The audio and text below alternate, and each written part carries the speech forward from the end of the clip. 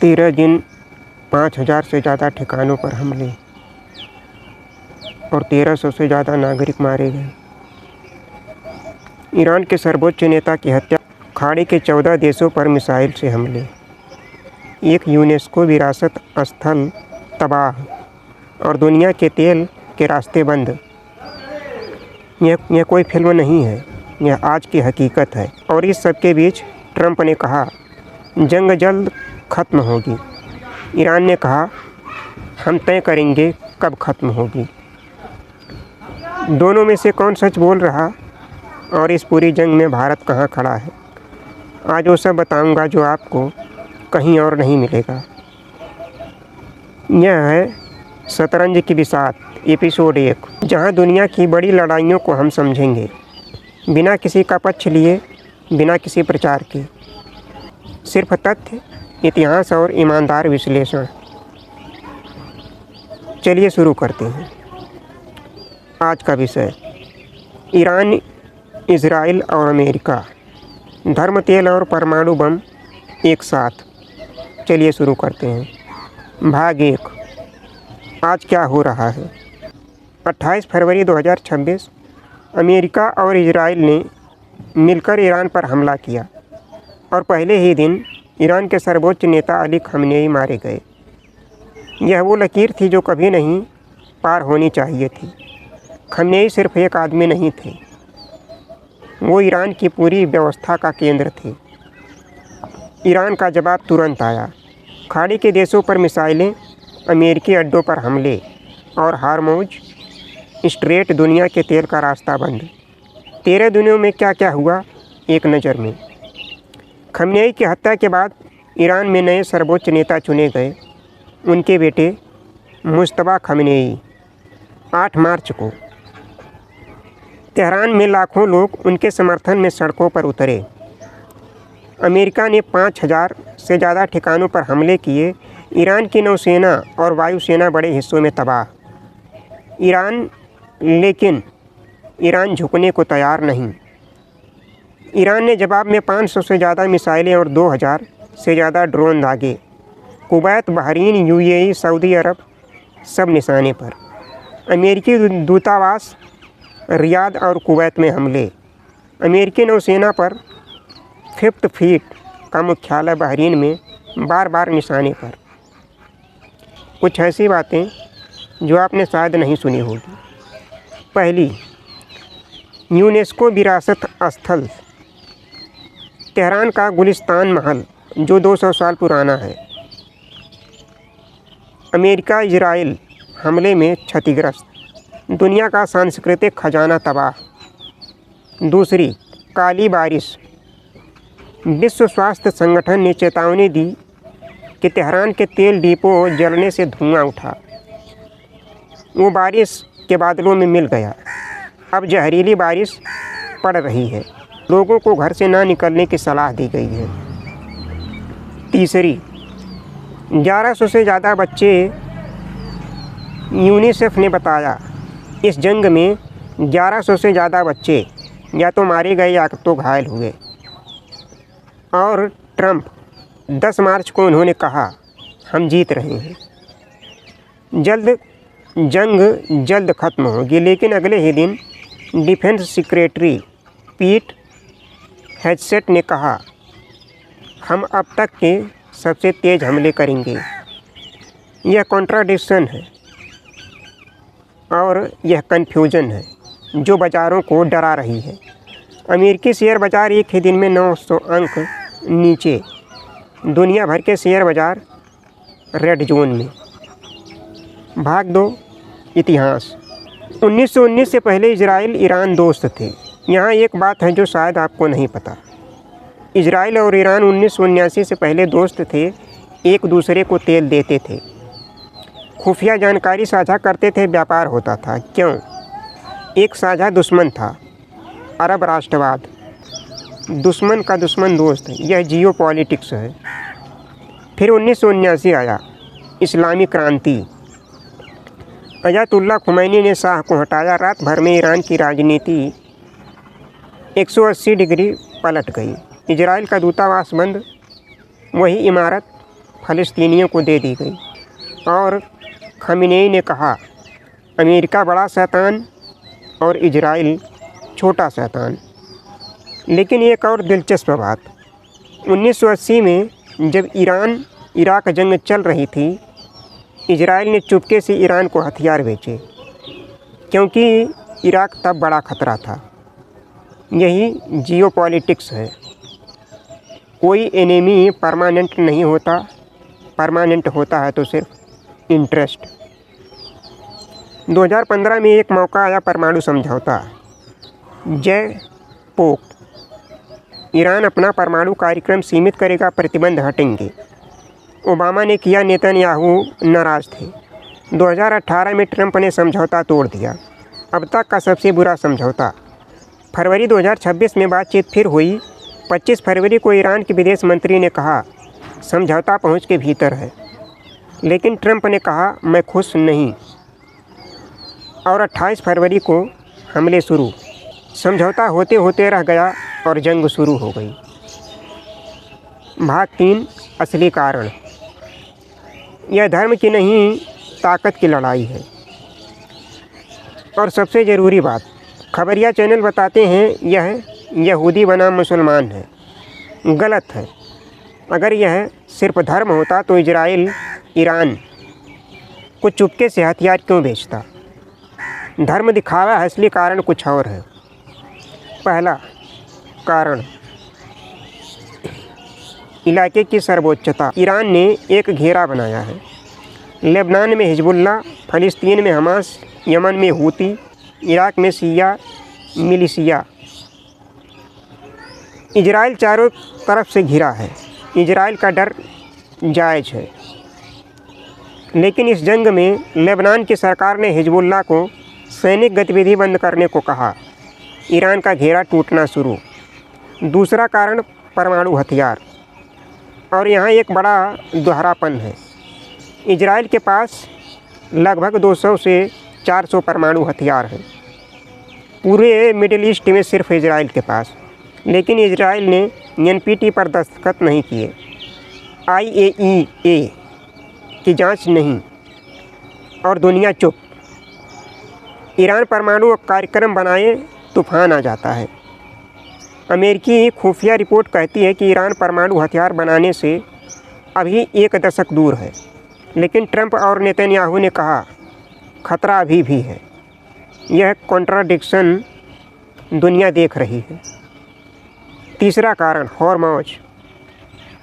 दुनिया का सबसे ज़रूरी तेल का रास्ता। 20% दुनिया का तेल, 30% LNG रोज़ यहाँ से गुजरता था। ईरान का सबसे बड़ा हथियार यही है। हम पर हमले करो, हम हॉर्मोज बंद करेंगे, पूरी दुनिया की अर्थव्यवस्था रुक जाएगी। इंटरनेशनल एनर्जी एजेंसी ने 40 करोड़ बैरल तेल का आपातकालीन भंडार खोला। यह अब तक का सबसे बड़ा आपातकालीन कदम है। इससे समझ सकते हैं खतरा कितना बड़ा है। चौथा कारण, जो सबसे असुविधाजनक है, अमेरिका का सत्ता परिवर्तन का एजेंडा। ट्रंप ने कहा, ईरान का नया नेता मैं चुनूंगा। यह नया नहीं है। 1953 में CIA ने ईरान के लोकतांत्रिक रूप से चुने गए प्रधानमंत्री मोसादके को हटाया था। क्यों? उन्होंने तेल का राष्ट्रीयकरण करना चाहा। शाह को बिठाया अमेरिका का पिट्ठू। 1979 की क्रांति उसी का बदला था। और 2026 में वही चक्र एक बार फिर। इराक 2003, लीबिया 2011, एक ही तरीका, नतीजे तबाही। भाग 4, भारत पर असर। हाथियों की लड़ाई में घास हमेशा कुचली जाती है। अब वो बात जो आपको सीधे असर करती है। भारत इस जंग में नहीं है, लेकिन भारत बच नहीं सकता। भारत पहला झटका, तेल। भारत 85% तेल आयात करता है। उसका 60% मिडिल ईस्ट से आता है। हॉर्मोज बंद। IEA ने 40 करोड़ बैरल का आपातकालीन भंडार खोला, लेकिन यह कितने दिन चलेगा? हर $10 प्रति बैरल तेल बढ़ने से भारत का आयात $15 अरब बढ़ता है। रुपया कमज़ोर, महंगाई बढ़ती है। पेट्रोल 110 से 120 रुपये प्रति लीटर मुमकिन है। रसोई गैस, बिजली, सब्जी, ट्रांसपोर्ट, यह जंग आपकी रसोई तक पहुंचती है। दूसरा झटका, 90 लाख भारतीय। खाड़ी के देशों में 90 लाख भारतीय काम करते हैं। यूएई, सऊदी अरब, कुवैत, कतर, ओमान, बहरीन। $50 अरब से ज़्यादा पैसा हर साल भारत आता है। ईरान की मिसाइलें इन्हीं देशों पर गिरी हैं। कुवैत, बहरीन, यूएई सब निशाने पर। हमारे लोग वहाँ हैं। अमेरिकी विदेश विभाग ने मिडिल ईस्ट के 14 देशों से अपने नागरिकों को तुरंत निकालने को कहा। भारत सरकार तैयारी कर रही है, लेकिन 90 लाख लोगों को निकालना आसान नहीं है। तीसरा झटका, कूटनीति मुश्किल है। भारत के 2 जरूरी रिश्ते हैं। पहला, अमेरिका रणनीतिक साझेदार, रक्षा तकनीकी। ईरान चाबहार बंदरगाह, $500 करोड़ का निवेश। अफ़गानिस्तान और मध्य एशिया का रास्ता। भारत ने क्या किया? ईरान को सहानुभूति, सभी पक्ष संयम रखें। कोई स्पष्ट निंदा नहीं, यह तलवार पर चलना है, लेकिन कब तक? भाग 5, क्या शांति संभव है? ईमानदार जवाब, अभी शांति मुश्किल है। भरोसा शून्य है। 45 साल की दुश्मनी, ईरान को जवाब देना ही होगा। घरेलू दबाव है। ट्रंप पीछे नहीं हट सकते। चुनावी राजनीति। नेतन्याहू जंग उनके लिए राजनीतिक रूप से फ़ायदेमंद है, लेकिन कुछ उम्मीदों की किरणें भी हैं। कतर के विदेश मंत्री ने कहा दोनों पक्ष वापस मेज पर आएं। फ्रांस, जर्मनी, ब्रिटेन ने मिलकर कहा कूटनीति फिर शुरू हो। तुर्की और कतर दोनों तरफ से बात कर सकते हैं। तुर्की ने रूस यूक्रेन अनाज समझौता करवाया था। कतर में हमास का दफ्तर है, चैनल है। भारत और यूएई भी भूमिका निभा सकते हैं। दोनों के ईरान और अमेरिका से रिश्ते अच्छे हैं। असली समाधान क्या है? एक नया परमाणु समझौता, इस बार पक्का। ईरान जांच की इजाज़त, परमाणु सीमा, अमेरिका प्रतिबंध हटाने की गारंटी और दोहरापन खत्म करो।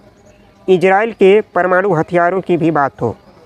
दूसरा, हॉर्मोज पर अंतर्राष्ट्रीय व्यवस्था, तेल के रास्ते किसी एक देश के हाथ में ना हो। और सबसे बड़ा समाधान, दुनिया तेल पर निर्भर रहना बंद करे। जिस दिन हॉर्मोज का महत्व खत्म, इस नाटक की ज़रूरत नहीं रहेगी। अभी के लिए 70% संभावना 2-3 हफ्तों में थकान से जंग रुकेगी। थकान से, समझौते से नहीं। असली मुद्दे अनसुलझे रहेंगे 2-3 साल बाद फिर। 30% संभावना अंतर्राष्ट्रीय दबाव कम करो, बीच का रास्ता निकले और धीमी दर्दनाक प्रगति। भाग 6, भारत के लिए 5 सबक। एक असुविधाजनक सच, अमेरिका ने इंडियन ओशन में बिना पूछे कदम उठाए। यह हमारा इलाका है, लेकिन हम कुछ नहीं कर सके। क्यों? क्योंकि हम निर्भर हैं। तेल के लिए, रक्षा उपकरणों के लिए, तकनीक के लिए। जो दूसरों पर निर्भर रहता है वो हमेशा कमज़ोर रहता है। 5 सबक इस जंग से भारत के लिए। पहला, ऊर्जा आत्मनिर्भरता अभी। परमाणु, सौर, हाइड्रोजन तेज़ी से आगे बढ़ाओ। 2040 तक तेल निर्भरता 30% लाना है। दूसरा, रक्षा आत्मनिर्भरता। 60% रूसी उपकरण जोखिम है। तेजस, अर्जुन घरेलू हथियार पर निवेश करो। तीसरा, अर्थव्यवस्था बड़ी करो। चाइना की इसलिए बात होती है क्योंकि $18 लाख करोड़ की अर्थव्यवस्था है। भारत 10 लाख करोड़ पार करे। कूटनीति वजन अपने आप बढ़ेगा। चौथा, गठबंधन बनाओ। क्वाड्स, ब्रिक्स, G20 सब इस्तेमाल करो। ग्लोबल साउथ की आवाज़ बनो। 5वां, दूरदृष्टि। भाभा ने 50 साल पहले परमाणु कार्यक्रम की नींव रखी। आज फल मिल रहा है। आज जो बोओगे 2050 में वही काटोगे। निष्कर्ष तो आखिर में इजराइल ईरान की यह जंग धर्म की नहीं है, यह ताकत की लड़ाई है। इलाके की सर्वोच्चता, परमाणु हथियार, तेल का रास्ता और महाशक्तियों की प्रतिस्पर्धा। धर्म दिखावा है, ताकत असली खेल है। भारत के लिए हम इस शतरंज में बड़ा खिलाड़ी बनने की कोशिश कर रहे हैं, अपनी शर्तों पर, अपने नियमों पर, किसी का पिट्ठू बनकर नहीं। लेकिन खिलाड़ी बनने के लिए पहले खुद को मजबूत करना होगा। आत्मनिर्भर भारत यह सिर्फ नारा नहीं, यह जीवित रहने की रणनीति है। यह था शतरंज की विषाद एपिसोड 1। अगर यह वीडियो समझ बढ़ाने में काम आया हो तो अपने किसी एक और दोस्त को भेजें जो दुनिया को समझना चाहता है। अगला एपिसोड भारत पाकिस्तान, 77 साल की नफ़रत, 4 जंगें और एक अधूरा बंटवारा। क्या शांति ही मुमकिन है? पढ़ते रहो, सोचते रहो, देखते रहो, सीखते रहो। धन्यवाद।